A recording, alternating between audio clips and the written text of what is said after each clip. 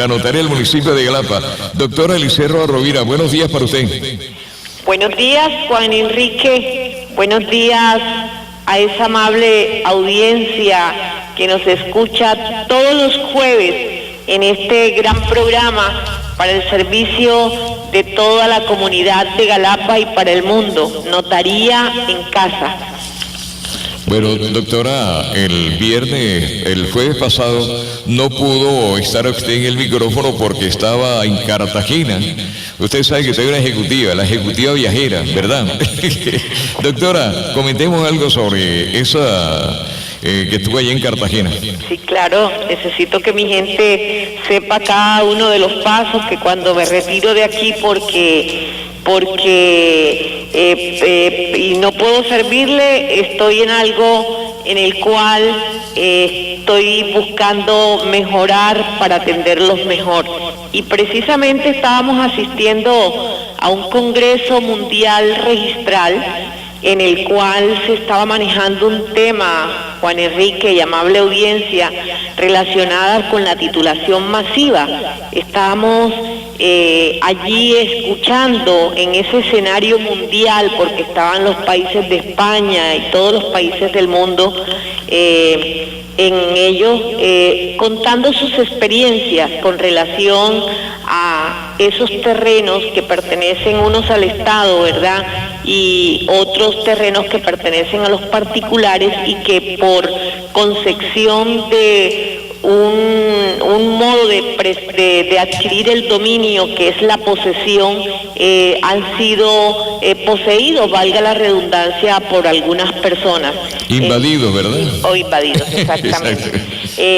Bueno, y en ese sentido escuchábamos pues las experiencias, y nos damos cuenta pues que Colombia, especialmente en algunas regiones como el Caribe colombiano y algunas regiones del Putumayo, Cauca, Amazonas, etcétera, adolece de una situación bastante difícil que hay que arreglar, y yo creo pues que los gobiernos próximos tendrán que tomar alguna determinación con respecto a estas legalizaciones de predios, legalizaciones de títulos, para que de verdad Colombia sea un país de propietarios y de propietarias, especialmente lo que tiene que ver con la parte rural, esa parte de mujeres campesinas que hoy no tienen una tierra, o esa parte de esas mujeres campesinas que tienen una tierra, Juan Enrique, pero que no acceden a créditos, que sus tierras no se valoran y tienen que venderla como de menudeo, porque precisamente no tienen un título. Y entonces son sectores que verdaderamente cada día son más pobres y que no puede fomentarse ninguna economía, porque no tienen cómo acceder a créditos o herramientas que le permitan unos proyectos productivos. Y en eso tenemos que estar trabajando todas las autoridades que contribuimos dentro de ese proceso, como es el caso de los notarios y notarias, y también los registradores de instrumentos públicos. Entonces estábamos allí precisamente escuchando esas orientaciones, esas experiencias que en la diversidad de ideas nos ayudan a construir conocimiento para lograr pues una normatividad correcta. Aquí tenemos una normatividad para la adquisición o la legalización de predios obsoleta. Se ha tratado de recoger la Superintendencia de Notariado y Registro por intermedio de su normativa y su direccionamiento con respecto a lo que es las tierras, en coordinación y armonía con la Agencia Nacional de Tierra, ha querido como consolidar un normativo, pero todavía es bastante dispendioso, porque para aquí adquirir la legalización de un predio se necesitan 5 y hasta 10 años, y donde esa persona que de pronto un día aspiró a un título, hoy se muere y todavía no tiene su escritura pública y su registro de instrumentos o certificado de tradición en mano. Doctora, entonces es lo que se quiere, ¿no? Doctora, y una preguntita ahí para que no se vaya a ir por acá.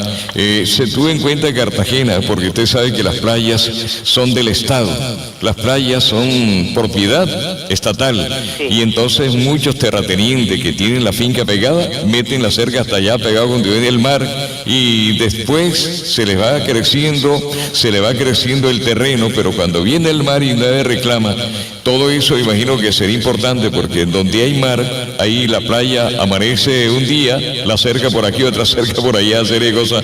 Me imagino que ese fue el tópico más central que llamó poderosamente la atención, ¿verdad? Por supuesto, tú sabes que Colombia no tiene dolientes, comenzando porque no existe un censo de baldíos en nuestros departamentos y municipios, no existe un censo de cuáles son los bienes que le corresponden al Estado, ¿verdad? Así como de la nación sucede, también sucede a nivel local. Y entonces cuando no se tiene ese censo en el cual se sepa que verdaderamente cuáles son los terrenos del Estado, y en el caso de la bajamar, ¿verdad?, en la que no existe un respeto por una normatividad, pero tampoco unas autoridades que hacen cumplir las disposiciones legales, y que son tomadas estos bajamares por personas particulares que inclusive acrecentan su patrimonio económico a costillas pues del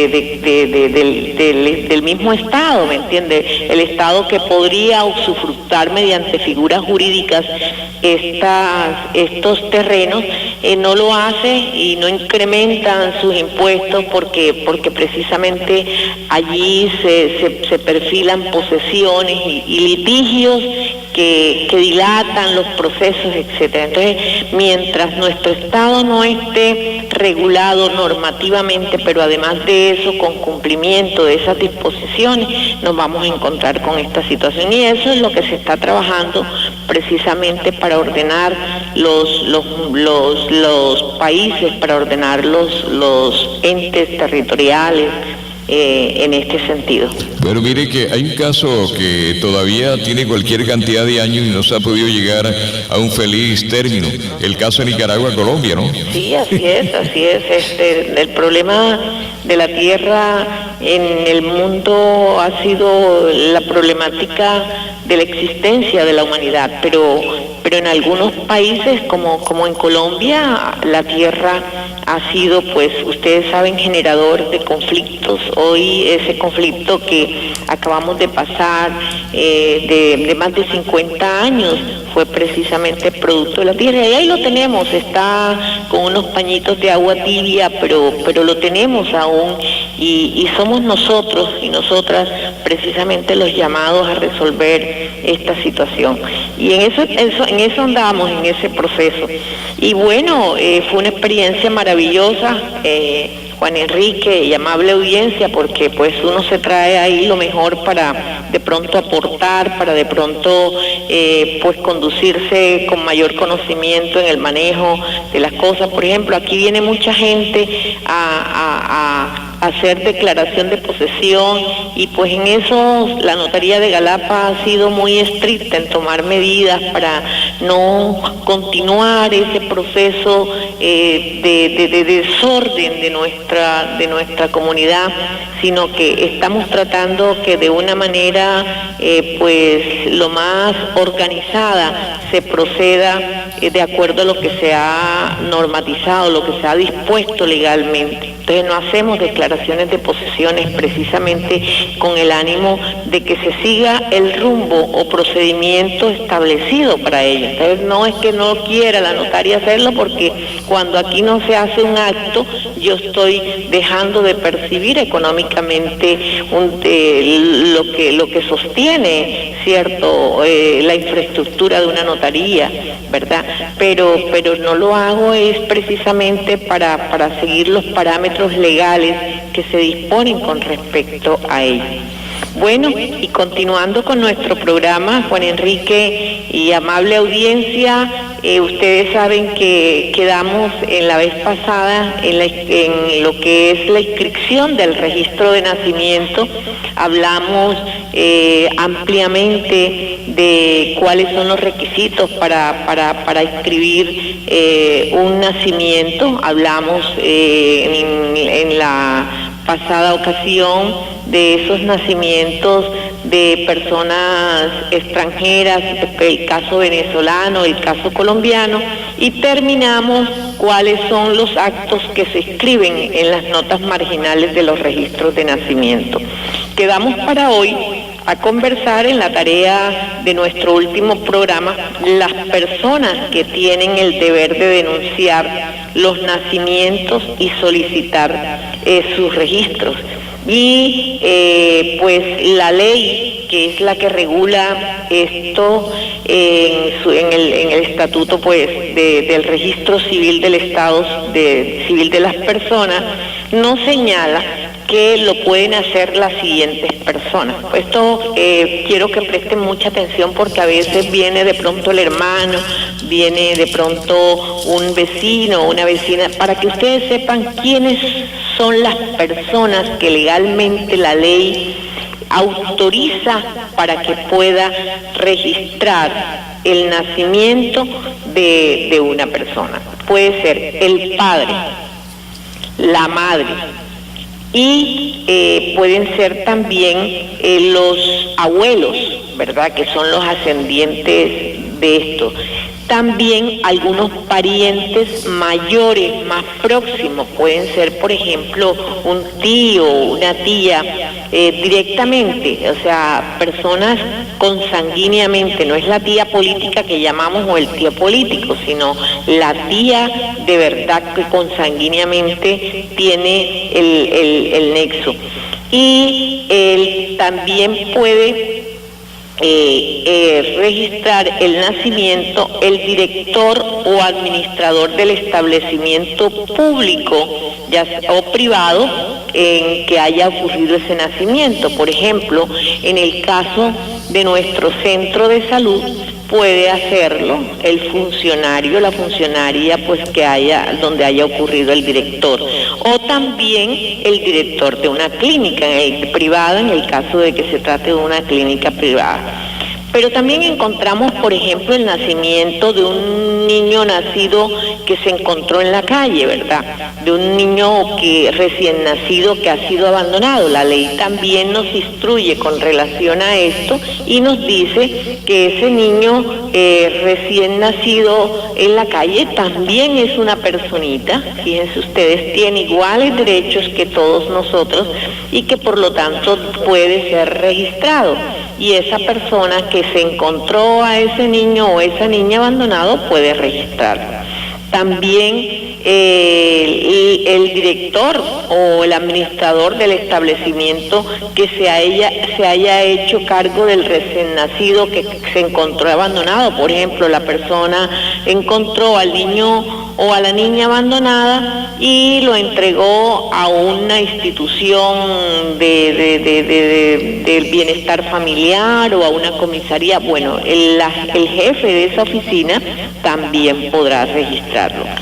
O también lo puede hacer cuando se trata de una persona que tiene 18 años, lo puede hacer esa misma persona. Entonces fíjense ustedes que solamente son estas personas las que pueden registrar el niño. A veces nos encontramos, por ejemplo, con el caso de esa madre soltera, ¿verdad?, que de pronto vive con un compañero, ¿verdad?, y resulta que viene ese compañero a registrar al niño. Esa persona no puede registrar ese niño que tuvo a ese niño que no es de él, porque no es su padre. Entonces esa persona no puede registrarlo. Entonces, para que les quede a ustedes claro de que estas son las personas que pueden registrar el niño. Que también quiero alertar, porque es un caso muy usual en el procedimiento de inscripción o registro civil de nacimiento, de que muchas veces los abuelos, ¿verdad? Los abuelos, los tíos, los hermanos, de pronto también ese compañero que decidió vivir con esa madre soltera que ya tiene un bebecito, se les da por venir a registrar el niño y a colocarle el apellido que le corresponde a ese abuelo, a ese tío, a ese hermano o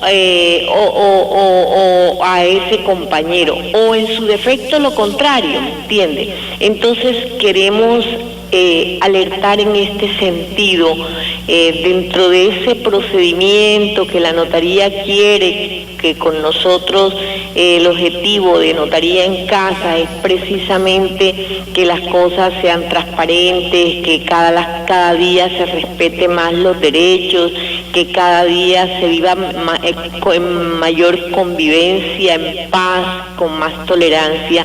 En ese sentido y armonizado con estos aspectos cuyos objetivos es Notaría en Casa, queremos decirle que estos procedimientos no los realicen porque emprobleman sus vidas, emprobleman la vida del niño o de la niña mañana más tarde. Nos encontramos a veces con casos, por ejemplo, en que apareció el papá y que ese niño o esa niña fue registrada por el abuelo como si hubiera sido hijo de él, ¿me entiende? Entonces ese procedimiento lo que hace es complicarle la vida jurídica a ese niño o esa niña, ya haya o no haya crecido ya, porque tiene que realizar un procedimiento jurídico con un abogado mediante un proceso especial ante un juzgado de familia para que ese niño, inclusive en algunos casos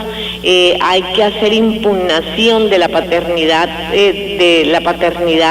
para entonces quitarle ese apellido, y entonces se le complica la vida y estamos de pronto deteniendo todo un proceso progresivo de la personalidad del niño o de esa niña. Entonces es bueno que ya vayamos tomando dentro de nuestras concepciones, ¿verdad?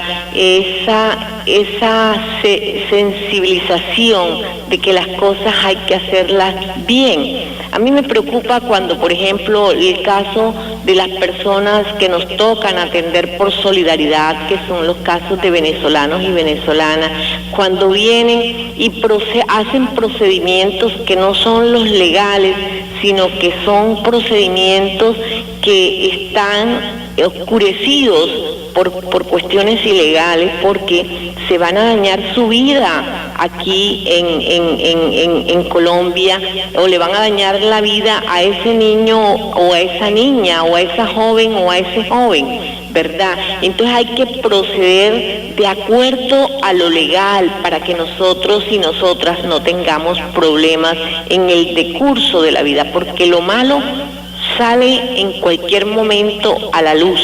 Dice inclusive la palabra que entre cielo y tierra no hay nada oculto, eso es cierto. Entonces en cualquier momento un procedimiento que se hace de manera ilegal en la inscripción de nuestro registro civil de nacimiento, una cosa que es muy importante porque es la identificación de la persona, entonces va a traer contratiempos si no los trae en el inicio, los trae en el medio o los va a traer en el final. Entonces siempre procedan. Aquí viene mucha gente y me dice, doctora, pero es que en tal notaría yo fui y o fue una amiga mía y sí la registraron, o en tal registraduría, doctora, se dijo tal cosa pero no puedes hacerlo. O sea, es mejor proceder acorde. Mire, los venezolanos que llegan acá, que son hijos de colombianos, tienen todo el derecho para que se proceda a entregar su registro.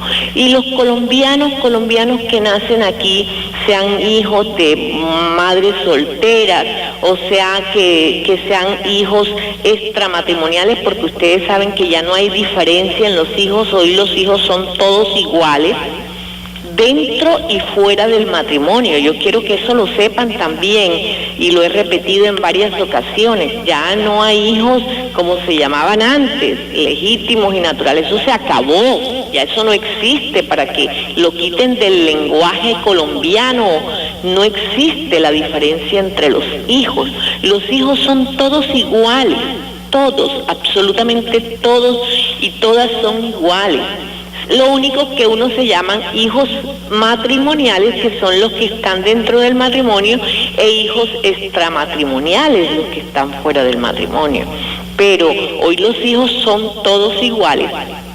Y en el caso, por ejemplo, de esos hijos de madres solteras que vienen a nuestra notaría, se nos presenta también un inconveniente que quiero que lo escuchen todos y todas. El inconveniente es que hay un proceso, pero es que la notaria no me quiere registrar a la niña o al niño. No, entiendan que miren, el derecho al nombre es un derecho fundamental, es un derecho respetable. A una persona que no la quieran registrar, tiene el derecho a no que le hagan el favor. Es que tienen el derecho a exigir, con respeto, por supuesto, porque el respeto es fundamental en el tratamiento entre las personas, a que se les registre su hijo, así de sencillo. Es que a mí me da cosa y yo enseño aquí a mi gente cuando viene a registrar a su hijo, porque aquí no se le está haciendo un favor, aquí se le está concediendo un derecho que el Estado le está otorgando a su hijo o a su hija, que es la de registrarlo. Entonces, cuando ustedes van a una oficina de registraduría que no sea la notaría, ¿verdad?, en la cual yo lo cargo, no lo beso porque son los hijos de ustedes, ¿verdad?, pero que le doy amor, que le doy cariño a esa persona que viene a registrar, mientras que en otras partes de pronto no proceden dentro de las mismas concepciones. Quiero que ustedes entiendan que ustedes no van a pedir un favor, ustedes van allá a solicitar un derecho que tienen de que su hijo o su hija sea registrado. Y no es el funcionario el que quiere o no quiere que se registre, es que después que se cumplan con los requisitos para registrarlo, tiene que ser registrado ese niño o esa niña. Pero sí, a veces se presentan algunos inconvenientes que yo quiero que cuando ustedes vengan aquí sepan, para que no se presenten esos inconvenientes y ese niño o esa niña sea registrado de manera inmediata. Por ejemplo, en el caso de los hijos de madres solteras, este es un casito que se nos presenta a diario. Bueno, ya gracias a Dios, parece que los hombres han ido tomando como que conciencia de la responsabilidad de tener los hijos. Yo en esta notaría puedo mostrar, por ejemplo, con una gráfica, una curva que indica va en ascenso, y eso a mí me gusta porque quiere decir que por ejemplo, las mujeres y los hombres en Galapa sean jóvenes, ¿me entiende? Como quieran, van tomando conciencia y se van sensibilizando de que el acto sexual debe ser algo responsable, de tal manera que uno debe traer hijos e hijas al mundo siempre y cuando se tenga la convicción de que se va a ser responsable con esto. Y ya nos encontramos, por ejemplo, con las madres que vienen con el padre de ese niño, no como sucedía antes, que venían muchas madres solteras a registrar sus niños y que inclusive no sabían quién eran los papás. Entonces vamos avanzando en ese proceso, ¿verdad? Y en ese proceso tiene que contribuir la familia, la mamá, el papá, en nuestros hogares, las instituciones, encargadas aquí de lo que es esta parte de orientación, de educación sexual, como son nuestras escuelas, nuestros colegios, nuestros centros, nuestra Secretaría de Salud, la misma Comisaría de Familia, la Personería, etcétera. Todo, yo sé que todo este conjunto de instituciones han contribuido para que hoy los resultados sean mejores, pero esto tiene que ser una lucha constante, una lucha sostenible en el tiempo, desde nuestros hogares, como los decía, para que nuestros padres enseñemos a nuestros hijos e hijas que tienen que ser responsables en la concepción de ese ser que van a ser, saber que estamos preparados para poder cumplir con las obligaciones que tenemos desde que comenzando pues por su registro civil de nacimiento. Ya casi no encontramos personas no registradas, y antes encontrábamos personas, mejor dicho, ancianas que no habían sido registradas. Entonces, esa madre soltera, lo primero que tiene que hacer es, porque vienen acá y le dicen, no, doctora, es que yo quiero que lleve el apellido mío. Pero ¿por qué usted quiere que lleve el apellido de usted? Si su hijo tiene el derecho, como lo tienen todos los niños y niñas de Colombia, a tener un apellido de su papá y de su mamá. En Colombia existen 2 apellidos.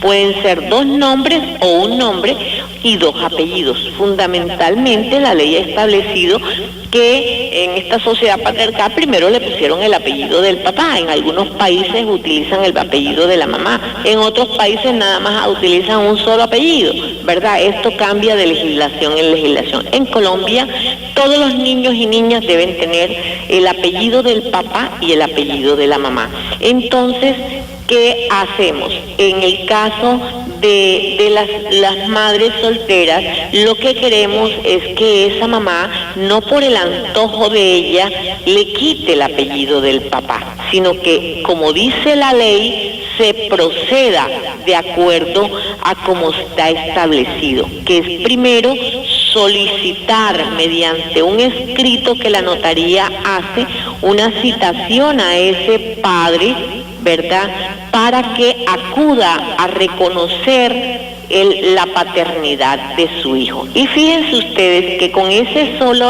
accionar hemos logrado muchísimas veces, en un gran porcentaje, que padres hayan venido a registrar a su hijo o hacer el reconocimiento paterno.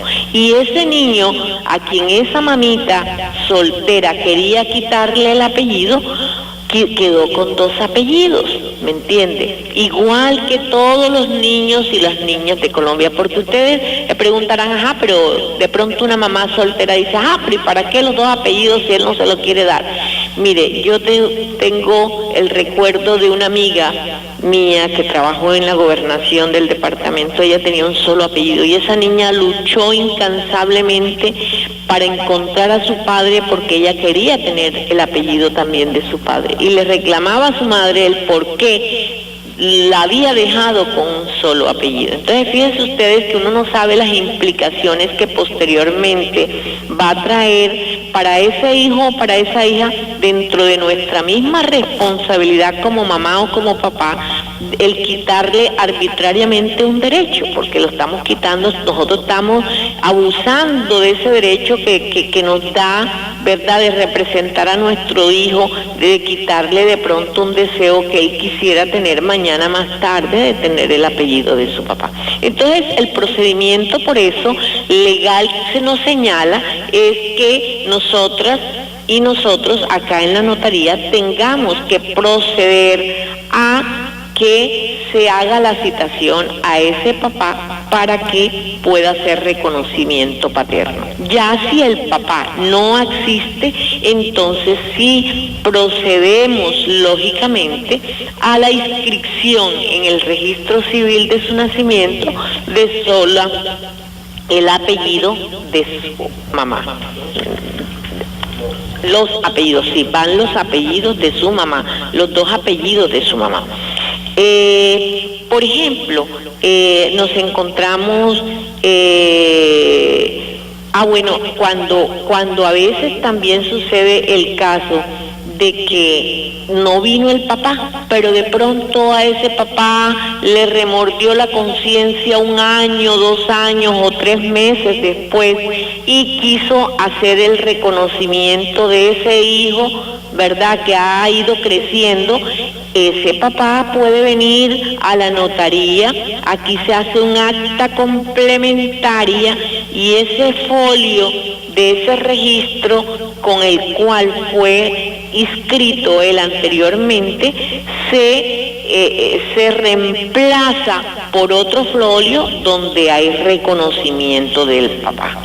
Y entonces ese es el registro que ese niño va a seguir utilizando, en el cual lleva sus nombres, el apellido del papá y el apellido de la mamá, mientras que el anterior solamente llevaba sus nombres y los 2 apellidos de su mamá. ¿Entiendes? ¿Eso prescribe, doctora?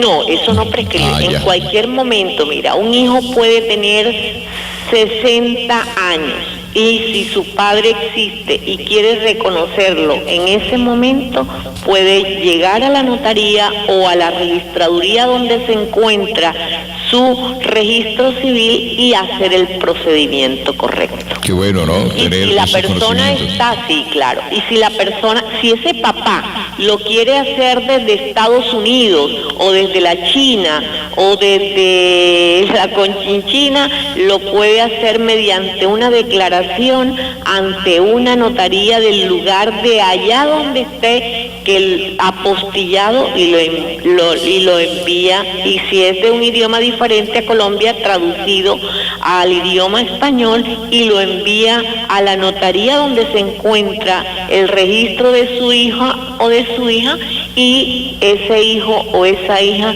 tiene reconocimiento paterno. ¿Se podría imaginar que sería por egoísmo o por capricho de los padres, de pronto resentimiento por estar separados y hacer cosas? Se podría presentar ese fenómeno, ¿verdad? Sí, claro, es que todo esto debe ser analizado en este proceso para entender pues que la importancia que constituye para que madres y padres asumamos el rol, ¿verdad?, con el cual trajimos a nuestros hijos y a nuestras hijas al mundo. Entonces, de verdad, y miren, hoy observamos con gran detenimiento cómo esas redes ejercen una gran influencia en el juzgamiento de los seres humanos hoy. Y fíjense ustedes que encontramos el caso del señor José, ¿verdad?, que es repudiado por la comunidad mundial porque verdaderamente... El restaurante en Medellín. Porque verdaderamente todas las personas somos iguales. Entonces se podrán imaginar ustedes a una madre o a un padre contando la violación de un derecho de un hijo o de una hija por una red social. Entonces las redes sociales yo observo que además de los avances tecnológicos, de la transparencia, de la eficiencia de los funcionarios públicos, privados, de acabar con la corrupción, también va para allá y a establecer justicia y la igualdad de los derechos de todos y todas. Bueno, fíjese usted que eso da mérito a muchas cosas. De pronto a veces el reconocimiento de la norma lo hace trastabillar uno y que más tarde se va a lamentar, ¿verdad? Así es, Juan Enrique, por eso cada acto nuestro debe ser pues repensado y reflexionado, porque todo acto trae consecuencias. Doctora, hoy me encuentro con que una abuelita allá en los Estados Unidos de 95 años se la hallaron detenida porque le había pegado a su nieta con una chancleta por la cara. O sea que esto de la violencia intrafamiliar no tiene clase social ni tampoco distanciamiento de países, ¿verdad? ¿Y cuántos años cree que tiene la nieta? 46 y la abuelita tiene 95, o sea que aquí no estamos prácticamente, la ley en los Estados Unidos no está protegiendo a la abuelita que ya es una ancianita de 95 años, que está castigando porque se metía a dormir en el aire acondicionado, estaba en la calle toda la noche, entonces el día quería y se llevaron donde tenía fue la abuelita de 95 años. Siga, doctora. Bueno, Juan Enrique, un caso para analizar muy detenidamente y mundialmente. Pero esos son los derechos. Bueno, Juan Enrique, con este tema damos por terminado hoy, el día de hoy, todo lo relacionado pues con las personas que pueden registrar el nacimiento de un niño o de una niña, pero también pasamos al tema del reconocimiento paterno para los hijos o hijas de madre soltera. Y nos vamos a referir para la próxima el programa, sí, lo que es la inscripción del nacimiento de gemelos y vamos a hablar de cómo es, de las hojas adicionales a los folios del registro de nacimiento. Oiga, doctora, por aquí María Martínez está preguntando, ¿qué sucede? Porque anteriormente en las iglesias de los pueblos era donde se reseñaba todo lo que era un acta de matrimonio, un acta de nacimiento y una serie de cosas. Pero cierta iglesia en esa oportunidad como que no había cuerpo de bomberos y se incendiaban constantemente. ¿Cómo se podría revivir en eso? En la alcaldía también existían eso anteriormente, ¿cierto, doctora? Sí. Bueno, ya como las actas de nacimiento son un antecedente para registrar a aquellas personas mayores, ¿verdad? Eso puede ser reemplazado por dos testigos que que testimonien pues el nacimiento de esa persona, del lugar, de la fecha y modo de su nacimiento. Entonces es reemplazable. La reconstrucción con relación a eso, no sé cuáles serán los procedimientos, esas le corresponde allá, pero esa persona, porque no encuentra el acta de nacimiento, no va a dejar de registrar. Si tenemos entendido que toda persona nacida con posterioridad al año de 1938 tiene que ser registrada mediante el procedimiento del registro civil. Todas aquellas personas nacidas antes del año de 1938 son las que pueden comprobar su nacimiento con el acta de nacimiento. Bueno, mire, doctora, usted me había dicho que iba a cruzar la frontera de pronto antes el jueves entrante.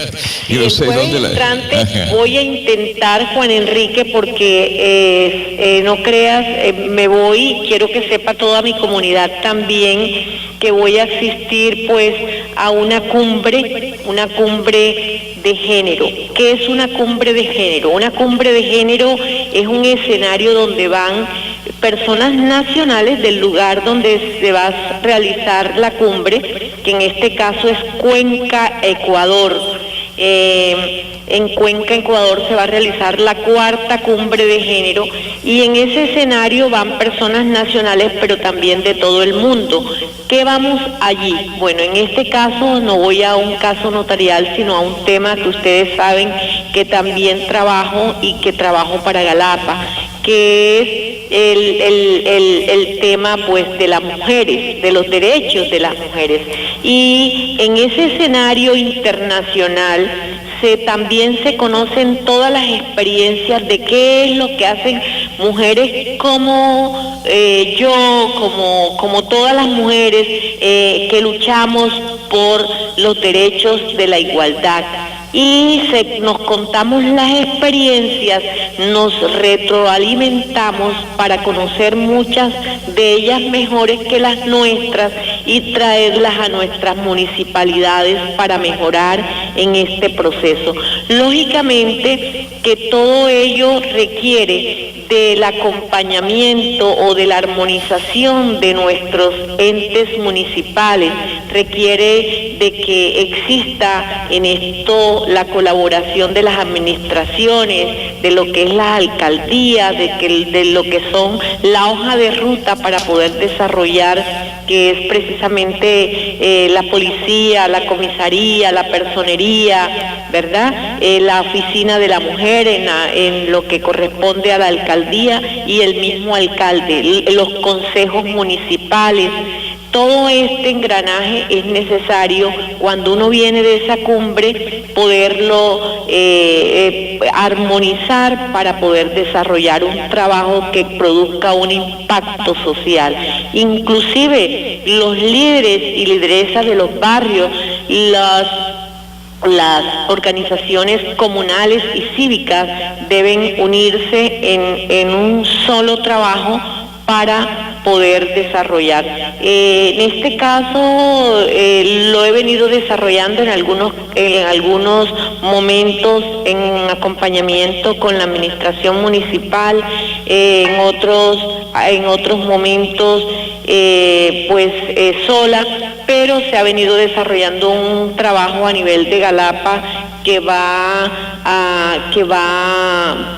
causando un impacto en el cual nos vamos sensibilizando, ¿verdad? Y concientizando de la igualdad, de cerrar esa brecha por la igualdad de los derechos de las mujeres. Entonces, precisamente a eso voy a estar los días 15, 16, 17, 18, regreso el 19, llevo una ponencia que se llama Logros y Desafíos, logros y desafíos de las agendas locales de género en la municipalidad de Galapa. Precisamente la foto que di para mi credencial como conferencista es una foto que ustedes conocen en el Facebook, que es en la cual aparezco con una máscara en papel maché trabajada por José Llanos, artesano de Galapa. Me muestro desde esa perspectiva del mundo internacional, mostrando lo que es mi gente con su artesanía, y yo llevo precisamente obsequiada por José Llanos un tocado en el cual voy a salir el día jueves en las calles, por las calles del Ecuador. Vamos a salir 600 mujeres, más de 600 mujeres vestidas de blanco. Lice Rojas, en representación de Galapa y de Colombia, va a salir con el tocado que muestra nuestra máscara artesanal, el tocado que José Llanos me obsequió, representando a mi pueblo, a Galapa, esta terruca bella que tanto amo y que la llevo a todos esos escenarios. Doctora, tengo por aquí un oyente en línea que desea hacerle una preguntita. Buenos días, ¿con quién tenemos el gusto? Abel Brochero, director ejecutivo de la red de veeduría del municipio de Galapa. Bueno, la doctora le escucha, siga. Doctora, yo estoy escuchando con respecto a la titularización de la propiedad para poder acceder a un crédito. Nosotros aquí en la organización de Mundo Feliz, pues no gozamos de ese privilegio de tener una escritura de nuestra propiedad, porque no sé si usted está enterado de la problemática de Mundo Feliz, que todavía, después de 11 años, todavía no ha sido solucionado la problemática de la titularización de las viviendas para los que están residiendo en ellas. ¿Qué se puede hacer en este caso? ¿O en qué nos puede la notaría para esta necesidad que tenemos en Mundo Feliz? Quiero decir, este es un tema muy importante en el cual yo he estado interesada con las administraciones municipales, porque es del resorte de la administración municipal resolver esta situación. Con Mundo Feliz hay un caso muy especial en lo que tiene que ver con los títulos, con la titulación, y es que allí aparece, por ejemplo, personas viviendo en una casa que que han tenido la posesión por más de 5 años, por decir algo. Pero también aparece